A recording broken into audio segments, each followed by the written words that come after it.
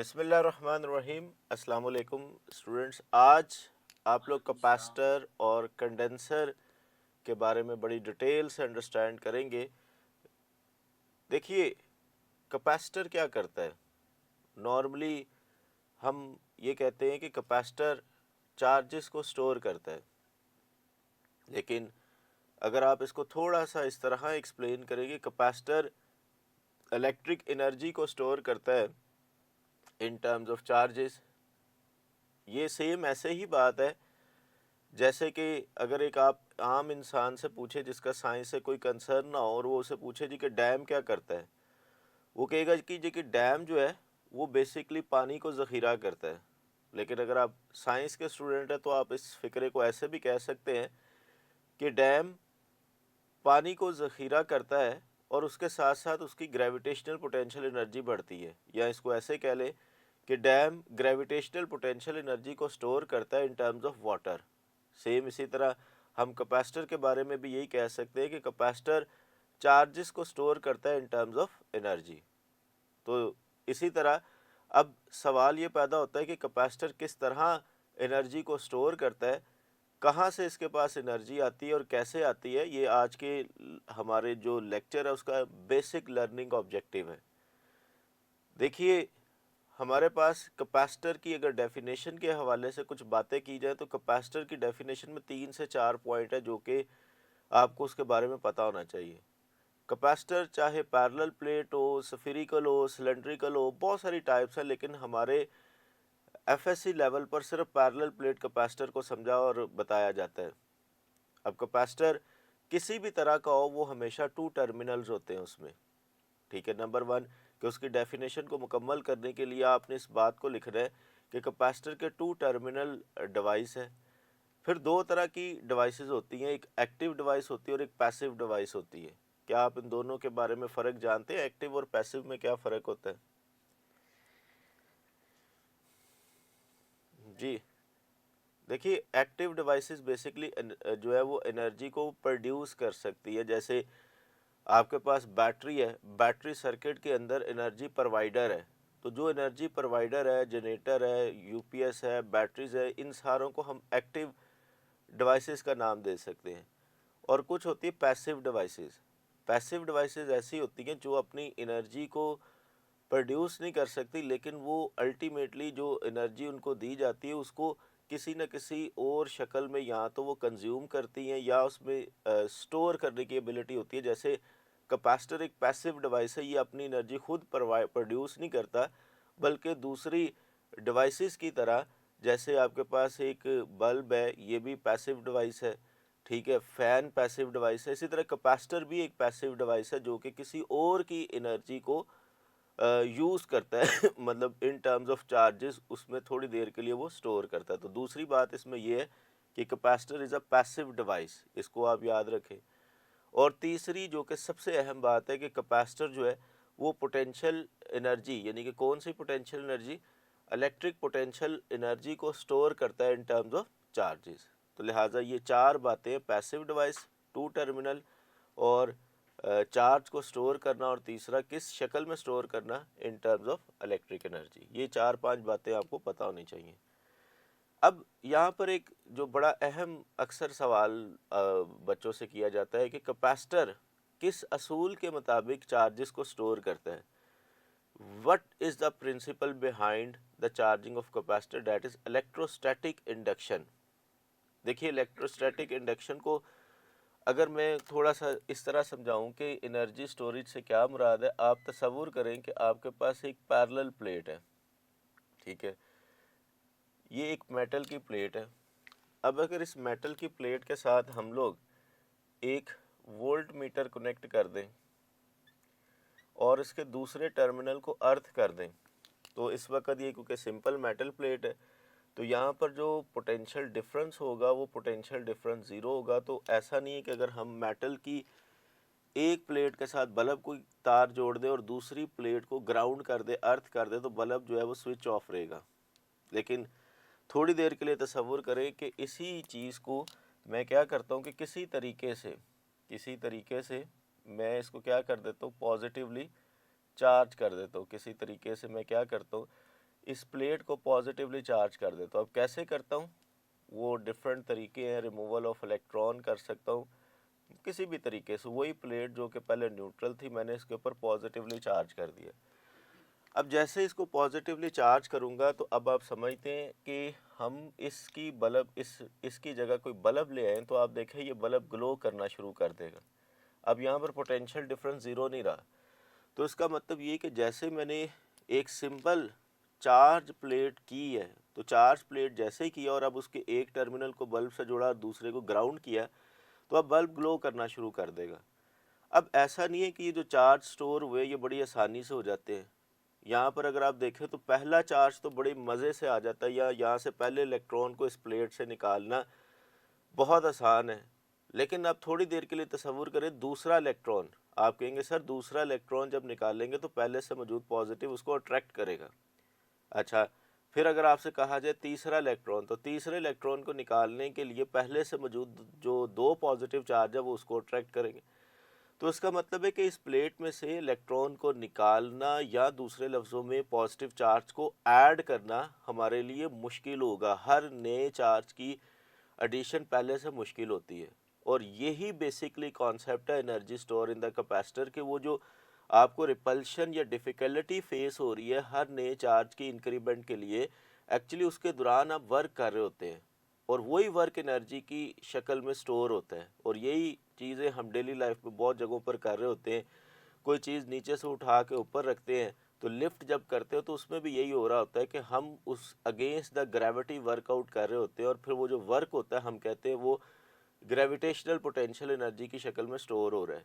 इसी तरह यहाँ पर भी आप थोड़ी देर के लिए तसव्वुर करें कि मुझे उस चार्ज के नए इंक्रीमेंट के दौरान जो एफर्ट करनी पड़ रही है, जो रिपल्शन फेस करनी पड़ रही है, एक्चुअली वही एफर्ट और रिपल्शन का नाम जो है वो एनर्जी है।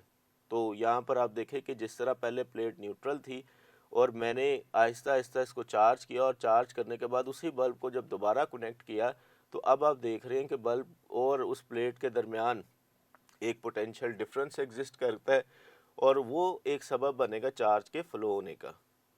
ठीक है बेटा, स्टूडेंट्स की तादाद कितनी होगी है जी? ठीक, मेजॉरिटीज़ आ गए हैं कि नहीं आए? चलो जी, अब हम अपने मेन टॉपिक की तरफ आते हैं, कैसे कैपेसिटर के अंदर एनर्जी स्टोर होती है। बेटा जी ये अगर आपको समझ आ जाए ना तो समझें कि सारी डेरिवेशन कैलकुलेशन आपके लिए बहुत आसान है। देखिए इस वक्त मैंने क्या किया है कि ये दो प्लेट्स हैं जिनके क्रॉस सेक्शनल एरियाज जो हैं वो क्रॉस सेक्शनल एरिया आप सपोज कर लेते हैं कि उनके क्रॉस सेक्शनल एरिया ए है और उनके दरमियान सेपरेशन डी है। और यहाँ पर हमने एक रेजिस्टेंस आर कनेक्ट की हुई है। ये रेजिस्टेंस कोई बल्ब हो सकती है, कोई भी कंपोनेंट हो सकता है। ये रेजिस्टेंस आर है और यहाँ पर एक स्विच लगाया हुआ है और यहाँ पर मैंने एक बैटरी भी लगानी है। ठीक है, चले हम लोग यहाँ पर एक बैटरी लगा लेते हैं। ठीक है, यहाँ पर एक बैटरी लगा लेते हैं।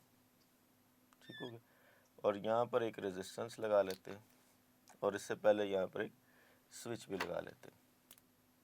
ठीक हो गया, ये स्विच आ गया, ये रेजिस्टेंस आ गई और ये हमने कोई भी बैटरी लगाई है। फ़र्ज़ करें 100 वोल्ट की एक बैटरी लगा दी। सही है, इस वक्त स्विच ओपन है। जब स्विच ओपन है तो इनिशियल कंडीशन क्या है? आप कहेंगे इनिशियल कंडीशन ये है जब स्विच ओपन है, यानी कि ये कंडीशन क्या है जब स्विच आपका ओपन है। स्विच ओपन है तो अब देखें कि हमारे पास स्विच जब ओपन है तो पोटेंशियल डिफरेंस, हमारा जो कंसर्न है वो potential difference between the plates होगा। तो पोटेंशियल जो डिफरेंस है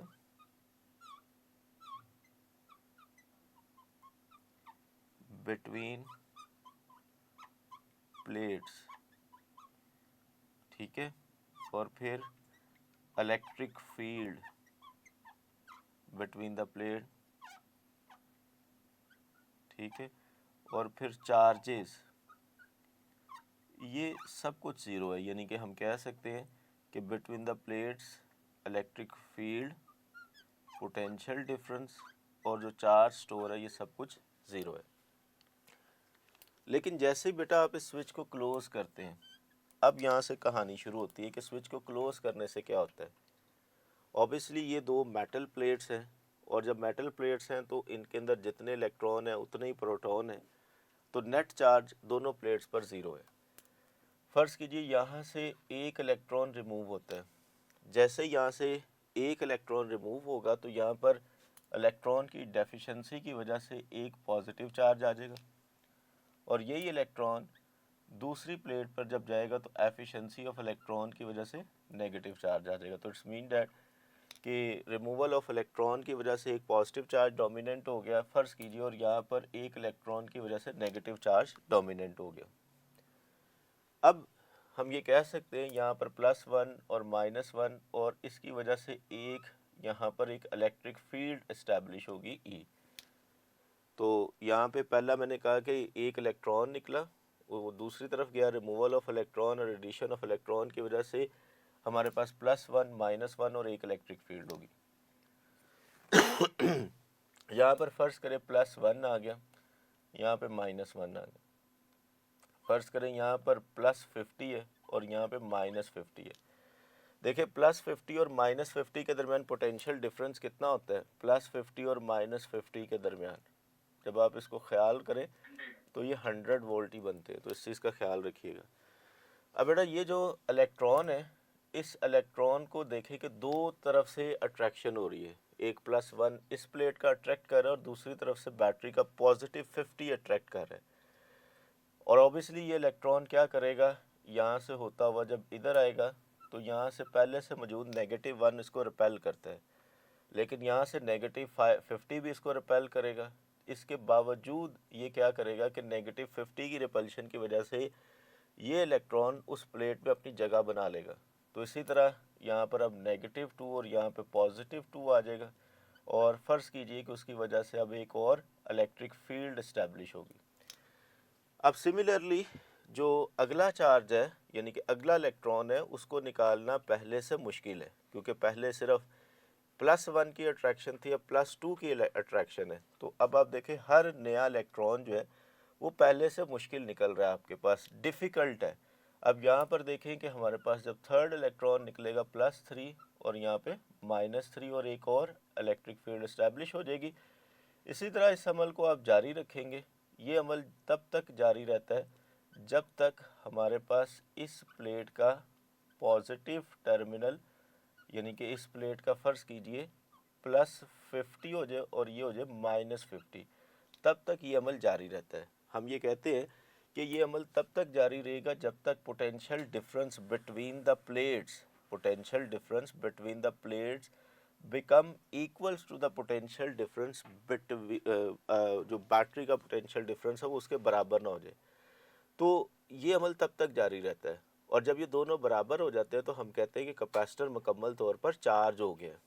तो यहाँ पर अगर आप चार्जिंग के हवाले से देखें तो स्टार्टिंग के अंदर ज़रा सोच के बताइएगा कि अगर मैं इस रेजिस्टेंस की बात करूँ तो जब इन प्लेट्स के दरमियान पोटेंशियल डिफरेंस अप्रॉक्सीमेटली 0 रहा होगा तो इस रेजिस्टेंस के अक्रॉस करंट की वैल्यू क्या होगी? शाबाश, मैक्सिमम होगी कि अप्रॉक्सीमेटली 0 होगी? शाबाश। जब पोटेंशियल डिफरेंस अक्रॉस प्लेट्स था वो अप्रॉक्सीमेटली 0 था, तो उस वक़्त इस रेजिस्टेंस के क्रॉस, एक्सटर्नल रेजिस्टेंस के क्रॉस जो करंट की वैल्यू है वो क्या होगी? मैक्सिमम और मिनिमम? जी बच्चों शाबाश। कैपेसिटर में सुना था ना, करंट लीड करता है वोल्टेजेस को बाय एन एंगल π/2, पढ़ा है कि नहीं? मैक्सिमम होगी। हाँ, अब देखें मैक्सिमम क्यों होगी। सुने मैक्सिमम होने की वजह क्या है। देखिए यहाँ पर हमारे पास जो करंट है ना, करंट को आप कह सकते हो Q/T, या rate of flow of charges, या जो इलेक्ट्रॉन वहाँ से निकल रहे हैं, electron passing through resistance per unit time, यानी कि Q/T कह सकते, E/T कह सकते, कुछ भी कह सकते। तो आप देखें कि स्टार्टिंग के अंदर यहाँ पर हमारे पास +1 और ये +50 है, तो यहाँ से इलेक्ट्रॉन को निकालना बड़ा आसान है। लेकिन जैसे जैसे ये पॉजिटिविटी इसकी बढ़ती जा रही है वैसे वैसे यहाँ से इलेक्ट्रॉन को रिमूव करना मुश्किल है। यही वजह है कि अगर हम लोग स्टार्ट के अंदर देखें कि जब potential difference between the plates approximately zero होता है, उस वक्त rate of flow of charges across resistance जो है वो मैक्सिमम होता है। तो ये ख्याल रखिएगा। अब इसी चीज़ को ग्राफ में भी रिप्रेजेंट किया हुआ है। अब अगर ये ग्राफ देखें, ये चार्जिंग कर्व है। अब इस चार्जिंग कर्व का अगर आप स्लोप निकालें ना, तो ये इसका स्लोप जो है वो करंट कहलाता है, और ये करंट होगा E/T या Q/T कह सकते हैं। तो इस ग्राफ का जो स्लोप है वो करंट कहला सकता है या rate of flow of charges कहला सकता है। अब अगर आप इस ग्राफ को गौर से देखें तो इसका स्टार्टिंग के अंदर स्लोप ज़्यादा और आहिस्ता आहिस्ता वो जो स्लोप है वो कम होता होता फाइनली वो स्लोप यहाँ पर आके क्या हो रहा है, ये यहाँ पर आके स्लोप अप्रॉक्स ज़ीरो हो गया। अब जब यहाँ पर स्लोप ज़ीरो हो गया तो करंट भी ज़ीरो हो गया। एक्चुअली ये वो सिचुएशन है जब हम ये कह सकते हैं कि ये वो सिचुएशन है जब potential difference between the plates जो है वो इक्वल हो जाता है टू द सोर्स। वो जो सोर्स का पोटेंशियल डिफरेंस है ना, ये उसके बराबर हो गया। तो एक्चुअली उस वक्त इस रेजिस्टेंस में गुजरने वाला जो करंट है, ये पास होने वाला करंट है, वो भी ज़ीरो हो गया। लेकिन स्टार्टिंग के अंदर देखें ये ज़्यादा स्लोप और आहिस्ता आहिस्ता ये स्लोप कम होते होते फाइनली ये स्लोप ज़ीरो हो जाता है। तो इस चीज़ को यहीं पे आप डिस्क्राइब कर दें कि why current is leading in the capacitor. चाहे चार्जिंग करें या डिस्चार्जिंग करें, दोनों के दौरान आप देखेंगे कि इनिशियली तौर पर स्टार्टिंग के अंदर जो rate of flow of charges है वो रेजिस्टेंस जो उसके एक्सटर्नल के सर्किट के क्रॉस लगी हुई है, उसमें दोनों सूरतों में rate of flow of charges जो है वो कंपैरेटिवली ज़्यादा होगा, जिसको आप करंट कह रहे हैं। और आहिस्ता आहिस्ता वो rate of flow of charges कम होते होते ज़ीरो हो जाएगा, मीन डैट करंट ज़ीरो हो जाएगा। अब ज़रा गौर से देखिए कि जब करंट ज़ीरो हो रहा है उस वक्त जो प्लेट्स के दरमियान पोटेंशियल डिफरेंस है उसकी वैल्यू मैक्सिमम हो रही है। तो इसका मतलब ये है कि जब हमारे पास potential difference across plate maximum होता है तो उस वक्त रेजिस्टेंस के अक्रॉस करंट जो है वो मिनिमम होता है। तो यहाँ पर फेज डिफरेंस आपको समझ आ रहा होगा, जो चैप्टर नंबर 16 में पढ़ा था, वो 90 का क्यों होता है। इसी तरह हम ये कह सकते हैं कि स्टार्टिंग के अंदर जो करंट है वो लीडिंग क्यों है, क्योंकि आप देखें कि रेजिस्टेंस के cross rate of flow of charges या करंट मैक्सिमम था और कैपेसिटर के क्रॉस पोटेंशियल डिफरेंस मिनिमम था। ठीक है, इस बात को आप समझे हैं बेटा कि वाई कैपेसिटर में करंट लीड क्यों करता है। बेटा आवाज़ आ रही है? Yes sir. तो अब आप देखें कि मैंने आपको कहा कि स्टार्टिंग के अंदर ये स्लोप ज़्यादा क्यों है और बाद में ये स्लोप कम क्यों है। ये पूरी एक लॉजिकल रीजनिंग है जिसके अंदर मैंने आपको डिटेल से बताया कि स्टार्टिंग में प्लेट्स के दरमियान पोटेंशियल डिफरेंस कम होता है तो इजी रिमूवल ऑफ इलेक्ट्रॉन होता है और इजी एडिशन ऑफ इलेक्ट्रॉन होता है, तो इसलिए बड़ा रैपिड फ्लो ऑफ चार्जेस होता है रेजिस्टेंस के अक्रॉस। लेकिन जैसे जैसे पोटेंशियल डिफरेंस इस्टेब्लिश होता जाता है वैसे वैसे इस रेजिस्टेंस के क्रॉस पास आउट होने वाला करंट कम होना शुरू हो जाता है। और यहाँ पे करंट ज़ीरो कब होगा? शाबाश, रेजिस्टेंस के क्रॉस करंट ज़ीरो कब होता है? मैक्सिमम जब होगा ज़ीरो कब होता है करंट? जब potential difference between the plates is equal to source, यानी कि जो बैटरी आपने लगाई है ना, जब उसका पोटेंशियल डिफरेंस और प्लेट्स का पोटेंशियल डिफरेंस जब आपस में बराबर हो जाता है ना, तो रेजिस्टेंस के क्रॉस करंट जो है वो ज़ीरो हो जाता है। क्लियर है बेटा? Yes sir. ठीक है। तो इसी तरह अब जब डिस्चार्जिंग करेंगे तो डिस्चार्जिंग में क्या होगा, अगर आप इस बैटरी को निकाल दें, फ़र्ज़ करें यहाँ से बैटरी निकल जाए, और जब बैटरी निकल जाएगी तो इनिशियली तौर पर आप देखें जो चार्ज स्टोर है वो इस वक्त कैपेसिटर में मैक्सिमम स्टोर है, यानी कि charge store in the capacitor इस वक्त मैक्सिमम है, जिसको क्यू नॉट कह सकते हैं। जैसे यहाँ से आपने बैटरी को निकाला है और दो टर्मिनल्स को डायरेक्ट जोड़ दिया है, तो आप देखें कि फिर वही होगा जैसे किसी जगह पर आपने पानी को रोका हो बंद लगा के और एकदम बंद टूट जाए तो सैलाब आ जाता है, या बर्फ़ जब किसी पहाड़ से नीचे आती है तो एवालॉन्च आता है। तो इसी तरह का आप एवालॉन्च महसूस कर सकते हैं कि वहाँ पर जो इलेक्ट्रॉन इधर पड़े हुए हैं जब इस वायर रेजिस्टेंस से गुजर के इधर आते हैं तो स्टार्टिंग के अंदर क्या होगा, अगेन स्टार्टिंग के अंदर करंट या rate of flow of charges इस रेजिस्टेंस में मैक्सिमम होंगे, और आहिस्ता आहिस्ता वो rate of flow of charges या जो करंट है वो कम होते होते फाइनली क्या हो जाएगा? ज़ीरो। तो यहाँ पर भी देखें, इधर भी स्टार्टिंग में स्लोप ज़्यादा और इधर भी स्लोप स्टार्टिंग में ज़्यादा है और आहिस्ता आहिस्ता वो स्लोप कम होते होते फाइनली यहाँ पर स्लोप क्या हो रही है, ज़ीरो हो रही है। तो स्लोप जब ज़ीरो हो रही है तो करंट भी ज़ीरो हो रहा है। तो दोनों सूरतों में देखें, दोनों सूरतों में जब आप चार्जिंग कर रहे थे या डिस्चार्जिंग कर रहे थे, दोनों सूरतों में देखें आपका स्लोप स्टार्टिंग में मैक्सिमम है, जो कि इंडिकेट कर रहा है कि आपने इसके साथ जो भी कंपोनेंट या डिवाइस लगाई हुई है उसके अक्रॉस करंट उस वक्त मैक्सिमम था, चाहे चार्जिंग की बात करें या चाहे डिस्चार्जिंग की बात करें। लेकिन आहिस्ता आहिस्ता वो करंट कम होते होते ज़ीरो हो रहा है, चाहे डिस्चार्ज हो या चार्ज हो। ठीक है बेटा जी। तो ये तो थी चार्जिंग और डिस्चार्जिंग को थोड़ा सा मैंने एक्सप्लेन किया। इसको हमने दोबारा पढ़ना है, यानी कि कल हम इन कर्व्स को जब डील करेंगे तो फिर इसके अंदर टाइम कांस्टेंट क्या होता है उसको डिटेल से पढ़ेंगे कि इंस्टेंटेनियसली चार्ज अगर आपने फाइंड करना हो, जैसे आप इंस्टेंटेनियस डिस्प्लेसमेंट निकाल सकते हो तो उसका एक तरीका पढ़ेंगे। तो कल हम इसको डिटेल से पढ़ेंगे कि अगर सी और आर की वैल्यू कम हो या ज़्यादा हो तो फिर कैपेसिटर की चार्जिंग और डिस्चार्जिंग पर क्या फ़र्क पड़ता है। वो अगेन एक अलहदा एक लेक्चर है जिसके अंदर हम डिटेल से उसको अंडरस्टैंड करेंगे। अभी जर्नली मैंने आपको एक्सप्लेन किया कि कैपेसिटर चार्ज कैसे होता है और स्टार्टिंग के अंदर रेजिस्टेंस के अक्रॉस करंट मैक्सिमम क्यों होता है और ड्यूरिंग डिस्चार्जिंग के भी दौरान करंट मैक्सिमम क्यों होता है। इसी तरह अब थोड़ा सा इसको पढ़ते हैं। बेटा इस पूरे सिनेरियो को मैं समराइज़ कर रहा हूँ। देखिए जितना एक पर प्लस चार्ज आता था दूसरे पर उतना माइनस आता था और इसको हम क्या लिख सकते हैं, जर्नली क्यू लिख सकते हैं, ऐसा ही है। फिर हम ये कह सकते हैं कि ये जो Q है ये डायरेक्टली प्रोपोर्शनल होता है electric field between the plates के दरमियान। तो E का डायरेक्टली प्रोपोर्शनल है और E डायरेक्टली प्रोपोर्शनल है पोटेंशियल डिफरेंस के।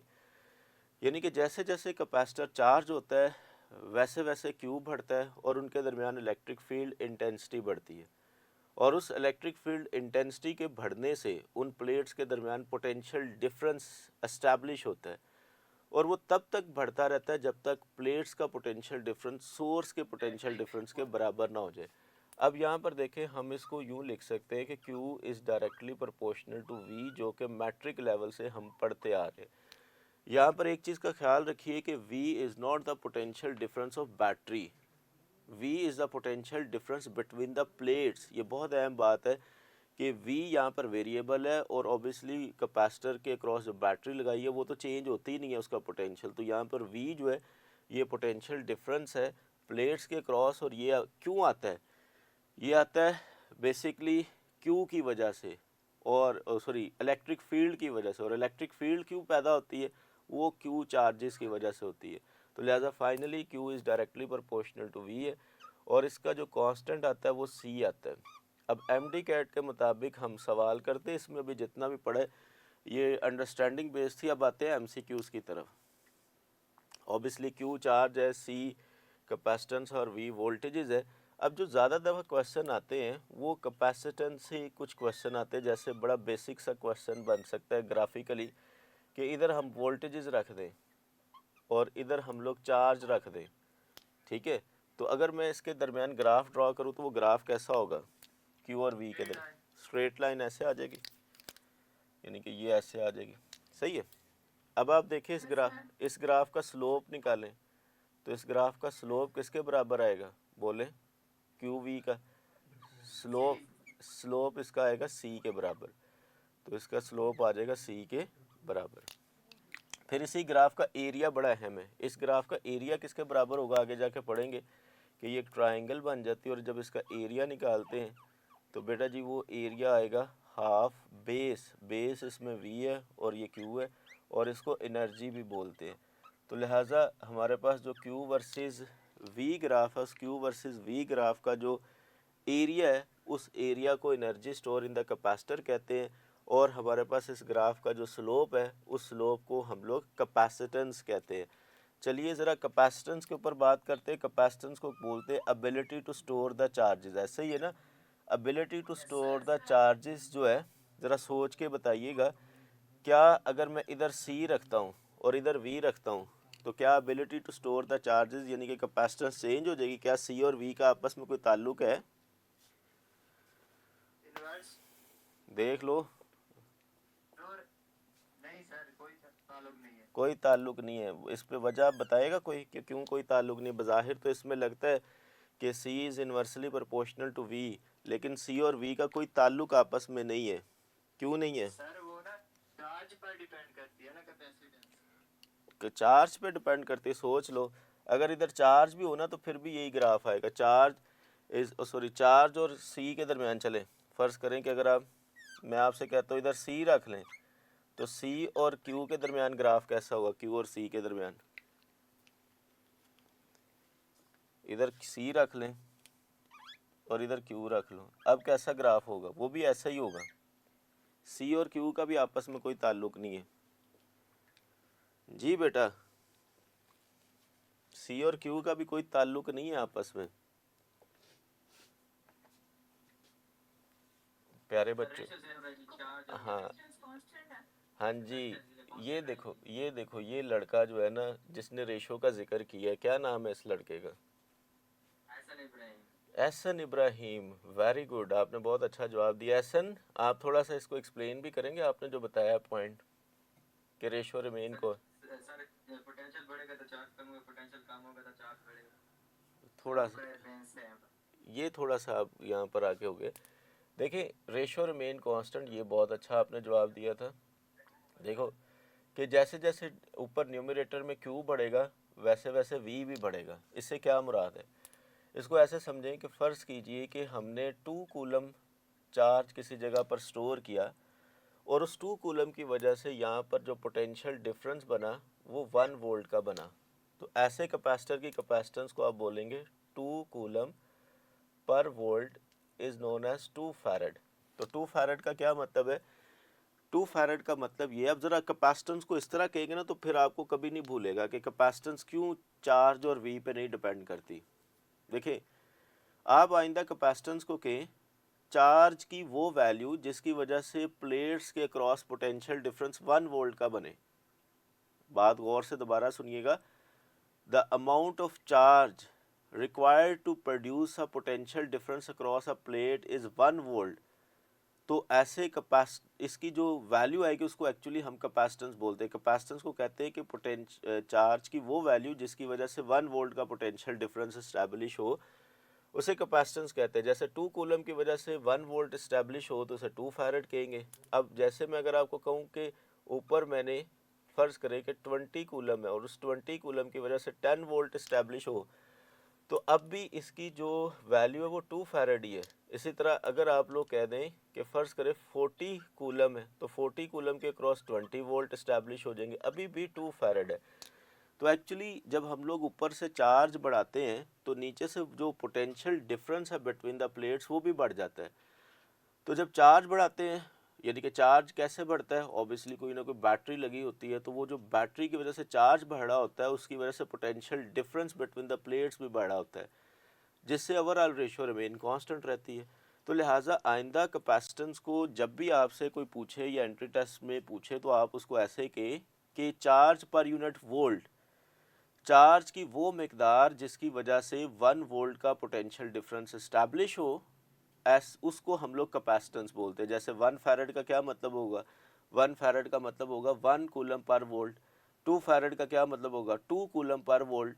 4 फैरड का क्या मतलब होगा? 4 कूलम पर वोल्ट। तो आपको समझ आ जाएगी कि वो कैपेसिटर जिसके अंदर 1 वोल्ट क्रिएट करने के लिए आपको ज़्यादा अमाउंट ऑफ चार्ज चाहिए होगी, ऐसे कैपेसिटर की कैपेसिटेंस की जो वैल्यू है वो कंपैरेटिवली ज़्यादा होगी। जब आप कहते हैं ना बड़ा कैपेसिटर, लार्जर कैपेसिटेंस, तो इससे मतलब यही होता है कि a large amount of charge required to produce a 1 volt of potential difference between the plates.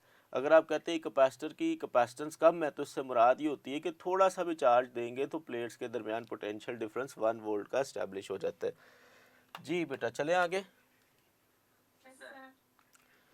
अभी यहाँ से हमने बहस की कि कैपेसिटेंस का ताल्लुक जो है वो क्यू और वी से नहीं है, तो देन फिर कैपेसिटेंस का ताल्लुक किसके साथ है? कैपेसिटेंस का ताल्लुक हमारे पास बोले किसके साथ है? कैपेसिटेंस डिपेंड्स अपॉन, एक सवाल बेटा इस, हाँ जी, ये तो कन्फर्म है कि आपको कैपेसिटेंस से मुतल्लिक एक आधा सवाल सिंपल आ जाता है। अब आपने सी को याद रखना है हमेशा, area epsilon epsilon R divided by D, ये हो गया मीडियम के लिए। और इसी तरह वैक्यूम के लिए अगर हम देखें तो सी मीडियम बराबर होगा relative permittivity multiply by C vacuum.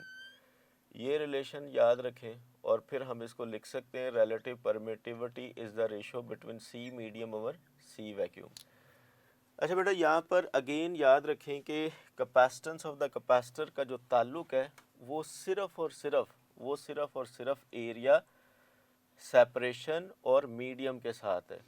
अब इसके अलावा जो भी वो बात करेगा, मसलन वो कहता है कि एक प्लेट का जो थिकनेस है, थिकनेस हमने चेंज कर दी। अब जो थिकनेस थी उसकी वैल्यू को चेंज किया इस तरह, लेकिन सेपरेशन रिमेन कांस्टेंट रही है, यानी कि जो डिस्टेंस है वो वही रहा जो पहले था, लेकिन हमने थिकनेस को चेंज कर दिया है। तो जब थिकनेस को चेंज किया है तो एक्चुअली थिकनेस को कम ज़्यादा करने से कैपेसिटर ऑफ द कैपेसिटेंस पे कोई फ़र्क नहीं पड़ेगा। क्लियर है? प्लेट्स की जैसे थिकनेस है उसको कम करें ज़्यादा करें, कैपेसिटर की कैपेसिटेंस पे कोई फ़र्क नहीं पड़ने वाला। ठीक हो गया? फिर इसी तरह अगर आप एक कैपेसिटर की प्लेट्स को गोल्ड से बनाएं, सोने से बनाएं, और दूसरा कैपेसिटर उसी तरह की डिस्टेंस और एरिया के साथ आप आयरन की प्लेट से बना दें, तो सोचे कैपेसिटर की कैपेसिटेंस गोल्ड की प्लेट्स की ज़्यादा होगी कि आयरन की प्लेट्स की ज़्यादा होंगी कि सेम होंगी? जी, अगर आप प्लेट्स की नेचर को चेंज कर दें, अच्छा कंडक्टर ले आए, तो क्या कैपेसिटर की कैपेसिटेंस चेंज हो जाएगी? No sir. नहीं होगी बेटा। ये देखें, ये इन फैक्टर्स पर डिपेंड करती है। हाँ, जब तक आप मीडियम, जो दो प्लेट्स के दरमियान मीडियम है, उसको जब तक रिप्लेस नहीं करते तब तक आपकी कैपेसिटर की जो कैपेसिटेंस है वो डिस्टर्ब नहीं होगी। आप डिस्टेंस सेम रख रहे हैं, एरिया सेम रख रहे हैं, मीडियम सेम रख रहे हैं, अब उस प्लेट्स की नेचर को चेंज करते जाएं, इससे कोई फ़र्क नहीं पड़ेगा। ठीक है?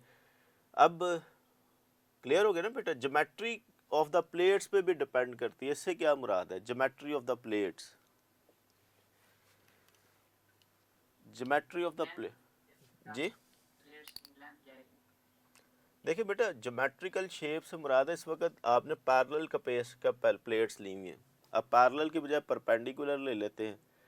आपके पास पैरेलल की बजाय स्फेरिकल आ जाती हैं प्लेट्स। एक छोटे फुटबॉल के अंदर एक बड़ा फुटबॉल ले आएँ, तो एक छोटे फुटबॉल को पॉजिटिव और बड़े को नेगेटिव कर दे, तो ये जो ज्योमेट्रिकल शेप है वो चेंज होगी। तो कैपेसिटर की कैपेसिटेंस का ताल्लुक ज्योमेट्रिकल शेप से भी होता है, जिसमें distance, length, orientation of the plate सब कुछ आ जाता है।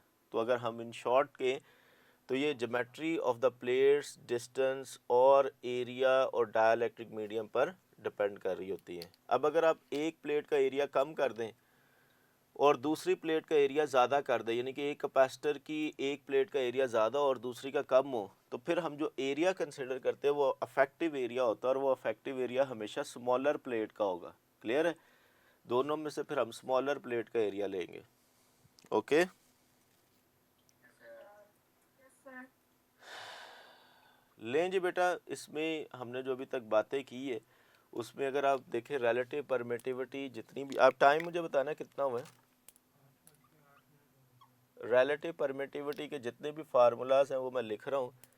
देखिए, के वैक्यूम अवर के 8 मिनट। मीडियम, फिर इसी तरह एफ वैक्यूम अवर एफ मीडियम, फिर इसी तरह ई वैक्यूम अवर ई मीडियम, और फिर इसी तरह वी पोटेंशियल के लिए V vacuum over V medium, और फिर इसी तरह C medium over C vacuum.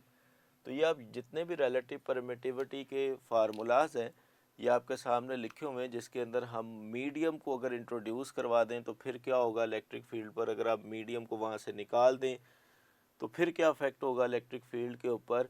ये सारी चीज़ें एक ही जगह पर लिखी हुई हैं। तो इसका मतलब जब भी मीडियम इंट्रोड्यूस करवाते हैं, सवाए कैपेसिटर की कैपेसिटेंस के, सवाए कैपेसिटर की कैपेसिटेंस के तमाम वैल्यूज़ जो है वो डिक्रीज़ होती हैं सवाए कैपेसिटेंस के। बेटा आपको आवाज़ आ रही है ना? इसमें ऐसा है कि आज ना मेरी है एक जगह पे वर्कशॉप है, मेरी बात गौर से सुनना, तो मुझे ना क्लास पहले लीव करनी पड़ेगी। कल हम पढ़ेंगे, ये वैसे आज ही पढ़ना था, फॉर वैक्यूम और डाइलेक्ट्रिक मीडियम के डाइलेक्ट्रिक मीडियम की वजह से कैपेसिटर की कैपेसिटेंस में किस तरह इजाफा होता है। फिर इफेक्ट ऑफ पोलराइजेशन पढ़ेंगे, फिर सीरीज़ पैरेलल कम्बिनेशन पढ़ेंगे, और फिर लास्ट में हम लोग चार्जिंग और डिस्चार्जिंग को पढ़ेंगे। बेटा कल के लिए मुझे फ़िलहाल इजाज़त दीजिए, कल इंशाल्लाह ताला हम लोग पढ़ेंगे। वैसे भी 5 मिनट हैं, आप अगर कोई सवाल करना चाहते हैं तो कर सकते हैं, ये कंपैरिजन कल हम करेंगे जी।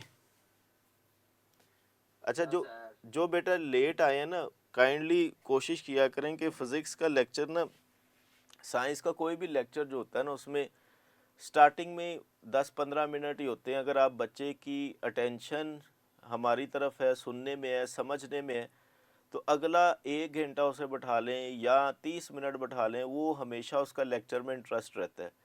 तो किसी भी साइंस के लेक्चर में पहले जो हाफ होता है ना, वो बड़ा अहमियत का हामिल होता है। तो आप देखें, अगर आपने कैपेसिटर की कैपेसिटेंस को पढ़ा है, चार्जिंग भी पढ़ ली, इसमें एनर्जी का भी काफ़ी हद तक कॉन्सेप्ट पढ़ लिया है, तो वो सारा इसी डायग्राम में था।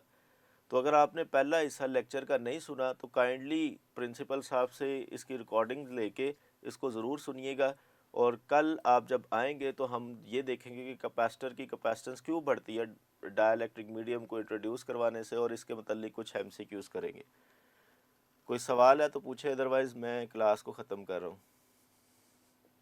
No no sir. सर। चलें जी, ओके, अल्लाह हाफिज़ अल्लाह सर। हाफिज़।